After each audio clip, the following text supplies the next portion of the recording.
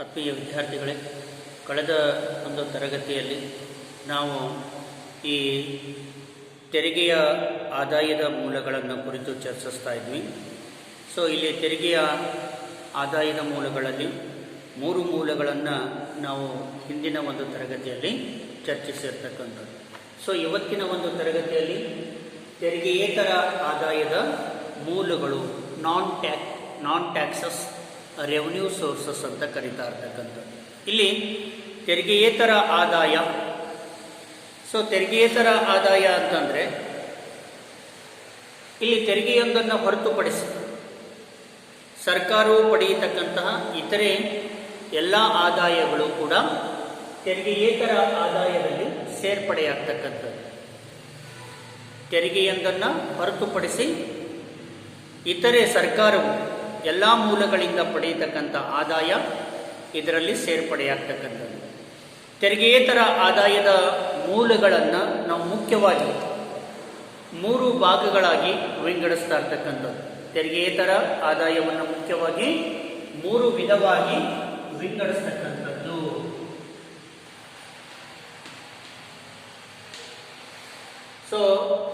ಆ 3 ಮೂಲಗಳು ಯಾವುವು ಅಂತಂದರೆ ಆಡಳಿತದ ಆದಾಯಗಳು, ಎರಡನೇದು ಸಾರ್ವಜನಿಕ ಆಸ್ತಿ ಮತ್ತು ವಾಣಿಜ್ಯೋದ್ಯಮ ಸಂಸ್ಥೆಗಳಿಂದ ಬರುವ ಆದಾಯ, ಹಾಗೆಯೇ ಮೂರನೇದು ಇತರೆ ಆದಾಯಗಳು.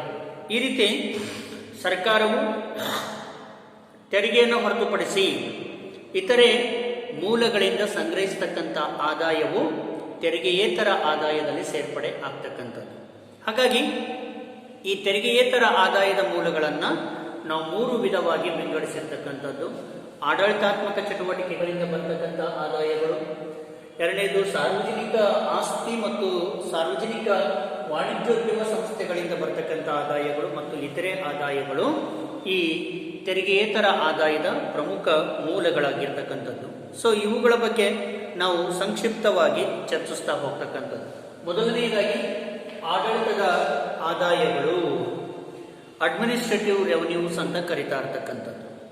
ಇಲ್ಲಿ ಸರ್ಕಾರ ತಾನು ಸಲ್ಲಿಸಿದ ವಿಶಿಷ್ಟ ಸೇವೆಗಾಗಿ, ಸರ್ಕಾರವು ತಾನು ಸಲ್ಲಿಸಿದ ವಿಶಿಷ್ಟ ಸೇವೆಗಾಗಿ ಪಡೆಯತಕ್ಕಂತಹ ಹಣಕ್ಕೆ ನಾವಿಲ್ಲಿ ಶುಲ್ಕ ಎಂಬುದಾಗಿ ಕರೀತಾ ಇರ್ತಕ್ಕಂಥದ್ದು. ಆಡಳಿತಾತ್ಮಕವಾಗಿ ನಾವು ಪಡೆಯತಕ್ಕಂಥ ಆದಾಯಗಳಲ್ಲಿ ಮೊದಲನೆಯ ಆದಾಯ ಯಾವುದು ಅಂತಂದರೆ ಶುಲ್ಕಗಳ ರೂಪದಲ್ಲಿ ಪಡೆಯತಕ್ಕಂಥ ಹಣ. ಶುಲ್ಕಗಳು ಅಂದರೆ ಫೀಸ್. ಇವತ್ತು ಸರ್ಕಾರವು ತಾನು ಸಲ್ಲಿಸಿದ ವಿಶಿಷ್ಟ ಸೇವೆಗಾಗಿ ಪಡೆಯತಕ್ಕಂಥ ಹಣಕ್ಕೆ ಶುಲ್ಕಗಳು, ಫೀಸ್ ಎಂಬುದಾಗಿ ಕರೀತಾ ಇರ್ತಕ್ಕಂಥದ್ದು. ಅಂದರೆ ಜನರು ತಾವು ಸರ್ಕಾರದಿಂದ ಪಡೆಯತಕ್ಕಂಥ ಸೇವೆಗೆ ಪ್ರತಿಫಲವಾಗಿ ಸರ್ಕಾರಕ್ಕೆ ಕೊಡ್ತಕ್ಕಂತಹ ಶುಲ್ಕವು ಸರ್ಕಾರವು ಮಾಡತಕ್ಕಂತಹ ವೆಚ್ಚಕ್ಕೆ ಸಮನಾಗಿರುತ್ತೆ ಅಂತ ಹೇಳಲಿಕ್ಕೆ ಸಾಧ್ಯತೆ ಇಲ್ಲ. ಉದಾಹರಣೆಗೆ ವಿದ್ಯಾಸಂಸ್ಥೆಗಳಲ್ಲಿ ವಿದ್ಯಾರ್ಥಿಗಳು ತಿಂಗಳಿಗೊಮ್ಮೆ ವರ್ಷಕ್ಕೊಮ್ಮೆ ಶುಲ್ಕವನ್ನು ಕೊಡಬೇಕಾಗ್ತಕ್ಕಂಥದ್ದು ಅಥವಾ ಪಾವತಿ ಮಾಡಬೇಕಾಗ್ತಕ್ಕಂಥದ್ದು. ಆದರೆ ವಿದ್ಯಾರ್ಥಿಗಳು ಕೊಡ್ತಕ್ಕಂಥ ಶುಲ್ಕವು, ವಿದ್ಯಾರ್ಥಿಗಳು ಪಾವತಿ ಮಾಡತಕ್ಕಂತಹ ಈ ಫೀಸ್ ಶುಲ್ಕವು ಇಲ್ಲಿ ಯಾವಾಗಲೂ ಕೂಡ ಸರ್ಕಾರವು ವಿದ್ಯಾಭ್ಯಾಸಕ್ಕಾಗಿ ಮಾಡತಕ್ಕಂಥ ವೆಚ್ಚಕ್ಕೆ ಸರಿದೂಗಲಿಕ್ಕೆ ಸಾಧ್ಯವೇ ಇಲ್ಲ, ಸರಿಸಮಾನವಾಗಲಿಕ್ಕೆ ಸಾಧ್ಯವೇ ಇಲ್ಲ. ಸರ್ಕಾರ ಮಾಡತಕ್ಕಂಥ ವೆಚ್ಚಕ್ಕಿಂತ ಸರ್ಕಾರ ಈ ವಿದ್ಯಾರ್ಥಿಗಳಿಂದ ಸ್ವೀಕರಿಸತಕ್ಕಂತಹ ಶುಲ್ಕದ ಪ್ರಮಾಣ ಬಹಳಷ್ಟು ಕಡಿಮೆ ಇರತಕ್ಕಂಥದ್ದು. ಒಟ್ಟಿನಲ್ಲಿ ಶುಲ್ಕವು ಸರ್ಕಾರದ ವಿಶಿಷ್ಟ ಸೇವೆಗಾಗಿ ಕೊಡುವ ಒಂದು ಪ್ರತಿಫಲವಾಗಿರ್ತಕ್ಕಂಥದ್ದು. ಹಾಗಾಗಿ ನ್ಯಾಯಾಲಯದ ದಿವಾಣಿ ಶುಲ್ಕ ಆಗಿರ್ಬೋದು, ಆಸ್ತಿಗಳ ನೋಂದಣಿ ಶುಲ್ಕ ಆಗಿರ್ಬೋದು, ಶಿಕ್ಷಣ ಶುಲ್ಕ ಆಗಿರ್ಬೋದು, ಇವೇ ಮೊದಲಾದವುಗಳು ಶುಲ್ಕದ ಕೆಲವು ಪ್ರಮುಖ ಉದಾಹರಣೆಗಳಾಗಿರ್ತಕ್ಕಂಥದ್ದು. ನೋಡಿ, ಶುಲ್ಕವು ತೆರಿಗೆಗಿಂತ ಕಡ್ಡಾಯವಾಗಿರ್ತಕ್ಕಂತಹ ಸಂದಾಯವಾದರೂ ಕೂಡ ಅದು ತೆರಿಗೆಗಿಂತ ಭಿನ್ನವಾಗಿರ್ತಕ್ಕಂಥದ್ದು. ಈ ಫೀಸ್ ಅನ್ನೋದೇನಿದೆಯಲ್ಲ, ಶುಲ್ಕ ಅನ್ನೋದೇನಿದೆಯಲ್ಲ, ಇದು ತೆರಿಗೆಯಂತೆ ಕಡ್ಡಾಯವಾಗಿರ್ತಕ್ಕಂತಹ ಸಂದಾಯ ಅಥವಾ ಪಾವತಿ ಆದರೂ ಕೂಡ ಅದು ತೆರಿಗೆಗಿಂತ ಭಿನ್ನವಾಗಿರ್ತಕ್ಕಂಥದ್ದು. ಯಾಕೆ ಅಂತಂದರೆ ಸರ್ಕಾರದಿಂದ ನೇರವಾಗಿ ನಿರ್ದಿಷ್ಟವಾದ ಸೇವೆಯನ್ನು ಪಡೆಯಲಿಕ್ಕೆ ನಾವು ಶುಲ್ಕವನ್ನು ಕೊಟ್ಟರೆ, ಇಂತಹ ಯಾವುದೇ ಒಂದು ಸೇವೆಯನ್ನು ಪಡೆಯದೇ ಇರತಕ್ಕಂಥವರು ಇಲ್ಲಿ ತೆರಿಗೆಯನ್ನು ಕೊಡಬೇಕಾಗುತ್ತೆ. ನೋಡಿ, ಶುಲ್ಕವನ್ನು ಯಾರು ಸರ್ಕಾರದಿಂದ ಸೇವೆಯನ್ನು ಪಡ್ಕೊಂಡಿದ್ದಾರೆ ಅವರು ಮಾತ್ರ ಶುಲ್ಕವನ್ನು ತುಂಬಬೇಕು. ಯಾರು ಆ ಸೇವೆಯನ್ನು ಪಡ್ಕೊಂಡಿಲ್ಲ ಅವರು ಆ ಶುಲ್ಕವನ್ನು ತುಂಬತಕ್ಕಂಥ ಅಗತ್ಯತೆ ಇಲ್ಲ.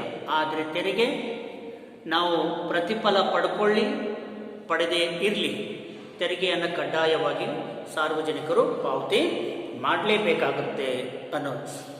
ಅಂದರೆ ಈ ಶುಲ್ಕದ ಪಾವತಿಯಲ್ಲಿ ನೇರ ಪ್ರತಿಫಲ ಇಲ್ಲದೇ ಇರ್ತಕ್ಕಂಥದ್ದು. ಶುಲ್ಕದ ಪಾವತಿಯಲ್ಲಿ ನೇರವಾದ ಪ್ರತಿಫಲ ಇರ್ತಕ್ಕಂಥದ್ದು. ಆದರೆ ತೆರಿಗೆಯಲ್ಲಿ ನೇರವಾದ ಒಂದು ಪ್ರತಿಫಲ ಇರೋದಿಲ್ಲ. ಇಲ್ಲಿ ಶುಲ್ಕವನ್ನು ಕೊಡುವವರು, ಫೀಸನ್ನು ಕೊಡುವವರು ಸರ್ಕಾರದಿಂದ ನೇರವಾಗಿ ಒಂದು ನಿರ್ದಿಷ್ಟ ಸೇವೆಯನ್ನು ಪಡೆಯತಕ್ಕಂಥದ್ದು. ಆದರೆ ತೆರಿಗೆಯ ಪಾವತಿಯಲ್ಲಿ ಯಾವುದೇ ರೀತಿಯ ನೇರವಾದ ಒಂದು ಪ್ರತಿಫಲ ಇರೋದಿಲ್ಲ. ಹಾಗಾಗಿ ತೆರಿಗೆಯನ್ನು ಪಾವತಿ ಮಾಡ್ತಕ್ಕಂಥವ್ರು, ತೆರಿಗೆಯನ್ನು ಕೊಡ್ತಕ್ಕಂಥವ್ರು ಸರ್ಕಾರದಿಂದ ಯಾವುದೇ ರೀತಿಯ ನೇರವಾದ ಸೇವೆಯನ್ನಾಗಲಿ ಪ್ರತಿಫಲವನ್ನಾಗಲಿ ಪಡೆಯೋದಿಲ್ಲ ಅನ್ನೋದು. ಎರಡನೇದು ಅನುಮತಿ ಶುಲ್ಕ, ಲೈಸೆನ್ಸ್ ಫೀಸ್ ಅಂತ ಬರುತ್ತೆ. ಇದರಲ್ಲಿ ಆಡಳಿತಾತ್ಮಕ ಶುಲ್ಕದಲ್ಲಿ ಅಥವಾ ಆಡಳಿತಾತ್ಮಕ ಆದಾಯದಲ್ಲಿ ಎರಡನೆಯ ಒಂದು ಆದಾಯದ ಮೂಲ ಅಂತಂದರೆ ಅನುಮತಿ ಶುಲ್ಕ, ಲೈಸೆನ್ಸ್ ಫೀಸ್ ಅಂತ ಕರೀತಾರೆ.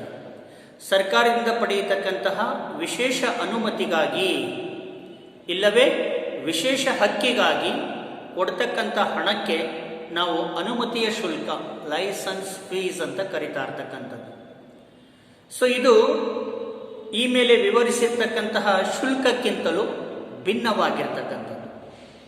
ಶುಲ್ಕವು ಸರ್ಕಾರದ ನೇರ ಸೇವೆಗೆ ಕೊಡ್ತಕ್ಕಂಥ ಪ್ರತಿಫಲವಾಗಿದ್ದರೆ, ಅನುಮತಿಯ ಶುಲ್ಕವು ಸರ್ಕಾರದ ಅನುಮತಿಗಾಗಿ ಕೊಡ್ತಕ್ಕಂಥ ಒಂದು ಪ್ರತಿಫಲವಾಗಿರ್ತಕ್ಕಂಥದ್ದು.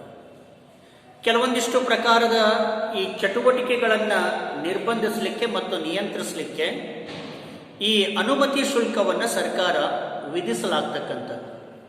ಸರ್ಕಾರದ ಅನುಮತಿ ಇಲ್ಲದೆ ಯಾವ ವ್ಯಕ್ತಿಯೂ ಕೂಡ ಇಂತಹ ಒಂದು ಚಟುವಟಿಕೆಗಳನ್ನು ಕೈಗೊಳ್ಳಲಾರ. ಉದಾಹರಣೆಗೆ, ಮದ್ಯವನ್ನು ತಯಾರಿಸಬೇಕಾದ್ರೆ ಅಥವಾ ಮದ್ಯ ಮಾರಾಟ ಮಾಡಬೇಕಾದ್ರೆ ವ್ಯಕ್ತಿಯು ಸರ್ಕಾರದಿಂದ ಅನುಮತಿಯನ್ನು ಪಡೆಯಬೇಕಾಗುತ್ತೆ. ಸರ್ಕಾರದ ಅನುಮತಿ ಇಲ್ಲದೆ ಮದ್ಯವನ್ನು ಉತ್ಪಾದನೆ ಮಾಡಲಿಕ್ಕಾಗಲಿ ಮದ್ಯವನ್ನು ಮಾರಾಟ ಮಾಡಲಿಕ್ಕೆ ಅವಕಾಶ ಇಲ್ಲ. ಈ ಅನುಮತಿಗಾಗಿ ಅವನು ಸರ್ಕಾರಕ್ಕೆ ಶುಲ್ಕವನ್ನು ತುಂಬಬೇಕಾಗುತ್ತೆ. ಅದರಂತೆ ಸಾರ್ವಜನಿಕ ಹಿತದೃಷ್ಟಿಯಿಂದ ಮೋಟಾರು ವಾಹನಗಳನ್ನು ನಡೆಸುವವರು ಕೂಡ ಸರ್ಕಾರಕ್ಕೆ ಈ ಶುಲ್ಕವನ್ನು, ರಸ್ತೆ ಶುಲ್ಕವನ್ನು ಪಾವತಿ ಮಾಡಿ ಅನುಮತಿಯನ್ನು ಪಡೆಯಬೇಕಾಗ್ತಕ್ಕಂಥದ್ದು. ಅಥವಾ ವಾಹನಗಳನ್ನು ವಾಣಿಜ್ಯದ ರೂಪದಲ್ಲಿ ಬಳಕೆ ಮಾಡಿಕೊಳ್ಬೇಕಾದ್ರೂ ಕೂಡ ಅವರು ಆ ಒಂದು ಸೇವೆಗಾಗಿ ಸರ್ಕಾರಕ್ಕೆ ಶುಲ್ಕವನ್ನು ಪಾವತಿ ಮಾಡಬೇಕಾಗುತ್ತೆ. ಆ್ಯಂಡ್ ಮೂರನೇದು ಆಡಳಿತಾತ್ಮಕ ಆದಾಯದಲ್ಲಿ ಬೆಲೆಗಳು, ಪ್ರೈಸಸ್. ಸರ್ಕಾರ ತನ್ನ ಸರಕು ಸೇವೆಗಳನ್ನು ಮಾರಾಟ ಮಾಡಿ ಪಡೆಯುವ ಹಣಕ್ಕೆ ನಾವು ಬೆಲೆ ಎಂಬುದಾಗಿ ಕರೀತಾರೆ. ಬೆಲೆಗಳು ಅಥವಾ ಪ್ರೈಸಸ್ ಅಂತಂದರೆ ಸರ್ಕಾರವು ತನ್ನ ಸರಕು ಸೇವೆಗಳನ್ನು ಮಾರಾಟ ಮಾಡಿ ಪಡೆಯುವ ಹಣಕ್ಕೆ ನಾವು ಬೆಲೆ ಎಂಬುದಾಗಿ ಕರೀತಾ ಇರ್ತಕ್ಕಂಥದ್ದು. ನೋಡಿ, ಸರ್ಕಾರ ತಾನು ಸಲ್ಲಿಸ್ತಕ್ಕಂಥ ಸೇವೆಗೆ ಅನುಗುಣವಾಗಿ ಬೆಲೆಯನ್ನು ಪಡೆದುಕೊಳ್ತಕ್ಕಂಥದ್ದು. ಈ ಸೇವೆಯನ್ನು ಅಥವಾ ಈ ಸೇವೆಯ ಲಾಭವನ್ನು ಪಡೆಯುವವರು ಅದರ ಬೆಲೆಯನ್ನು ಸರ್ಕಾರಕ್ಕೆ ಸಲ್ಲಿಸಲೇಬೇಕಾಗುತ್ತೆ. ಉದಾಹರಣೆಗೆ, ಸರ್ಕಾರ ಈ ರೈಲು ಸಾರಿಗೆಯನ್ನು ನಿರ್ವಹಿಸ್ತಾ ಇರ್ತಕ್ಕಂಥದ್ದು. ರೈಲು ಮಾರ್ಗದ ಮೂಲಕ ಪ್ರಯಾಣ ಮಾಡತಕ್ಕಂಥವರು ಟಿಕೆಟ್ಗಳನ್ನು ಕೊಂಡುಕೊಂಡು ಹಣವನ್ನು ಸಂದಾಯ ಮಾಡಬೇಕಾಗುತ್ತೆ. ಅದು ರೈಲು ಪ್ರಯಾಣಕ್ಕಾಗಿ ಅವರು ಸರ್ಕಾರಕ್ಕೆ ಕೊಡ್ತಕ್ಕಂಥ ಒಂದು ಬೆಲೆಯಾಗಿರ್ತಕ್ಕಂಥದ್ದು. ಹಾಗೆಯೇ ಸರ್ಕಾರದ ಅಂಚೆ ಇಲಾಖೆಯು ಕೂಡ ಇವತ್ತು ಅಂಚೆ ಕಾರ್ಡುಗಳನ್ನಾಗಲಿ ಅಂತರ್ದೇಶೀಯ ಪತ್ರಗಳನ್ನಾಗಲಿ ಮೊದಲಾದವುಗಳನ್ನು ಮಾರಾಟ ಮಾಡ್ತಕ್ಕಂಥದ್ದು. ಅವುಗಳನ್ನು ಕೊಂಡುಕೊಳ್ಬೇಕಾದ್ರೆ ನಾವು ಅವುಗಳಿಗೆ ಬೆಲೆ ಕೊಡ್ತಕ್ಕಂಥದ್ದು. ಆ ಬೆಲೆಗಳ ರೂಪದಲ್ಲಿ ಕೂಡ ಸರ್ಕಾರ ಆಡಳಿತಾತ್ಮಕವಾಗಿ ಆದಾಯವನ್ನು ಸಂಗ್ರಹಿಸ್ತಕ್ಕಂಥದ್ದು. ಇತರರು ಇಲ್ಲಿ ಈ ಎಲ್ಲ ಸೇವೆಗಳನ್ನು ಪಡಿಬೇಕಾದ್ರೆ ಇದಕ್ಕೆ ಬೆಲೆಯನ್ನು ಸಂದಾಯ ಮಾಡಬೇಕಾಗ್ತಕ್ಕಂಥದ್ದು. ಆದ್ದರಿಂದ ಇಲ್ಲಿ ತೆರಿಗೆಗಳಂತೆ ಬೆಲೆಗಳು ಕಡ್ಡಾಯವಾಗಿರ್ತಕ್ಕಂಥ ಕೊಡುಗೆಗಳು ಅಲ್ಲ. ಇಲ್ಲಿ ಕೊಡ್ತಕ್ಕಂಥ ಬೆಲೆಗಳು ನೇರ ಪ್ರತಿಫಲವನ್ನು ನೀಡತಕ್ಕಂಥದ್ದನ್ನು ನಾವಿಲ್ಲಿ ಕಾಣ್ತಾ ಇದ್ದೀವಿ. ಆ್ಯಂಡ್ ನಾಲ್ಕನೇದಾಗಿ ಬರ್ತಕ್ಕಂಥದ್ದು ವಿಶಿಷ್ಟ ತೆರಿಗೆಗಳು. ವಿಶಿಷ್ಟ ತೆರಿಗೆಗಳು. ಸೊ ಸಾರ್ವಜನಿಕ ಹಿತದೃಷ್ಟಿಯಿಂದ ಸರ್ಕಾರವು ಕೆಲವು ಕಾಮಗಾರಿಗಳನ್ನು ಕೈಗೊಂಡಾಗ ಅವುಗಳಿಂದ ಕೆಲವು ಜನರಿಗೆ ವಿಶೇಷವಾದಂಥ ಲಾಭವಾಗ್ತಕ್ಕಂಥದ್ದು. ಉದಾಹರಣೆಗೆ ಸರ್ಕಾರವು ರೈಲು ನಿಲ್ದಾಣ ಇಲ್ಲವೇ ಬಸ್ಸು ನಿಲ್ದಾಣವನ್ನು ನಿರ್ಮಿಸಿದಾಗ ಆ ಸ್ಥಳದ ಸುತ್ತಮುತ್ತಲು ಪ್ರದೇಶಕ್ಕೆ ಒಂದು ಹೆಚ್ಚಿನ ಬೆಲೆ ಬರ್ತಕ್ಕಂಥದ್ದು, ಹೆಚ್ಚಿನ ಮೌಲ್ಯ ಬರ್ತಕ್ಕಂಥದ್ದು. ಅದು ಅಲ್ಲಿನ ಭೂಮಿಯ ಮಾಲೀಕರಿಗೆ ದುಡಿಯದೇ ದೊರೆಯತಕ್ಕಂತಹ ಲಾಭವಾಗಿರ್ತಕ್ಕಂಥದ್ದು. ಇಂತಹ ಒಂದು ಸಂದರ್ಭದಲ್ಲಿ ಈ ಭೂಮಿಯ ಮಾಲೀಕರ ಮೇಲೆ ಸರ್ಕಾರ ವಿಶೇಷವಾಗಿರ್ತಕ್ಕಂಥ ಒಂದು ತೆರಿಗೆಯನ್ನು ವಿಧಿಸ್ತಕ್ಕಂಥದ್ದು. ಇಂತಹ ವಿಶಿಷ್ಟ ತೆರಿಗೆಯು ಸಾಮಾನ್ಯ ತೆರಿಗೆಗಿಂತ ಕಡ್ಡಾಯವಾಗಿರ್ತಕ್ಕಂಥದ್ದು. ಸಾಮಾನ್ಯ ತೆರಿಗೆಯಂತೆ ಇದು ಕೂಡ ಏನಾಗಿರುತ್ತೆ, ಕಡ್ಡಾಯವಾಗಿರುತ್ತೆ.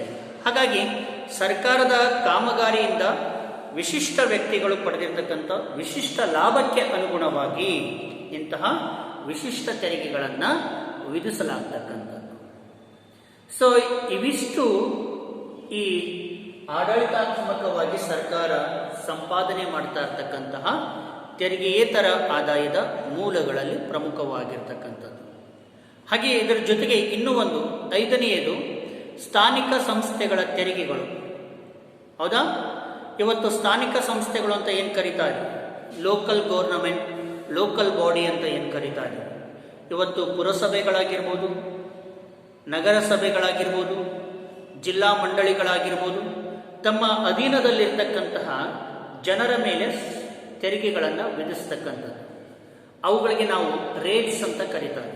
ಅವುಗಳಿಗೆ ನಾವೇನಂತ ಕರಿತೀವಿ, ರೇಟ್ಸ್ ಅಂತ ಕರೀತಾ ಇರ್ತಕ್ಕಂಥದ್ದು.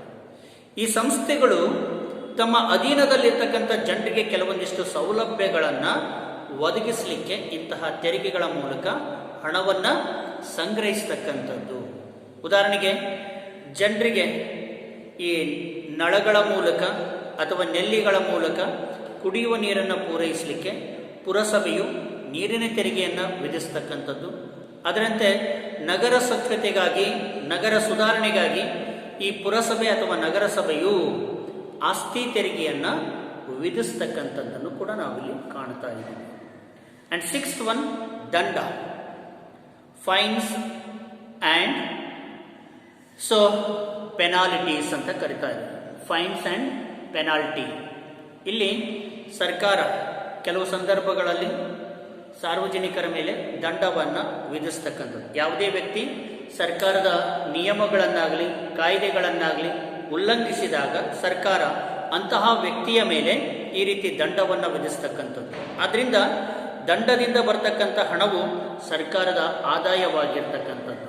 ದಂಡದ ಮುಖ್ಯ ಉದ್ದೇಶ ಆದಾಯವನ್ನು ಪಡೆಯೋದಲ್ಲ, ಅದರ ಬದಲಾಗಿ ಇಲ್ಲಿ ಜನರು ಅಪರಾಧ ಮಾಡದಂತೆ ತಡೆ ಹಿಡಿಯತಕ್ಕಂಥದ್ದು ಇದರ ಉದ್ದೇಶವಾಗಿರ್ತದೆ ಅನ್ನೋದು. ಈ ರೀತಿ ದಂಡದ ರೂಪದಲ್ಲಿಯೂ ಕೂಡ ಸರ್ಕಾರ ಸಾಕಷ್ಟು ಆದಾಯವನ್ನು ಸಂಪಾದನೆ ಮಾಡುತ್ತೆ. ಅದರ ಜೊತೆಗೆ ಬೇವಾರಸಿ ಆಸ್ತಿ ಅಂತ ಕರೀತಾರೆ. ಅಂದರೆ ವಾರಸುದಾರರು ಇಲ್ಲದೇ ಇರತಕ್ಕಂಥ ಯಾವುದೇ ವ್ಯಕ್ತಿಯು ಸತ್ತಾಗ ಅವನ ಯಾವುದೇ ಒಂದು ಮೃತ್ಯು ಪತ್ರವನ್ನು ಬರೆದೇ ಇರತಕ್ಕಂಥ ಸಂದರ್ಭದಲ್ಲಿ ಆ ಆಸ್ತಿಯನ್ನು ಸರ್ಕಾರ ಮುಟ್ಟುಗೋಲಿ ಹಾಕಿಕೊಳ್ತಕ್ಕಂಥದ್ದು. ಇವಿಷ್ಟು ಆಡಳಿತಾತ್ಮಕವಾಗಿರ್ತಕ್ಕಂಥ ರೀತಿಯಲ್ಲಿ ಸರ್ಕಾರ ಪಡೆಯತಕ್ಕಂಥ ಆದಾಯಗಳು. ಓಕೆ, ಧನ್ಯವಾದ.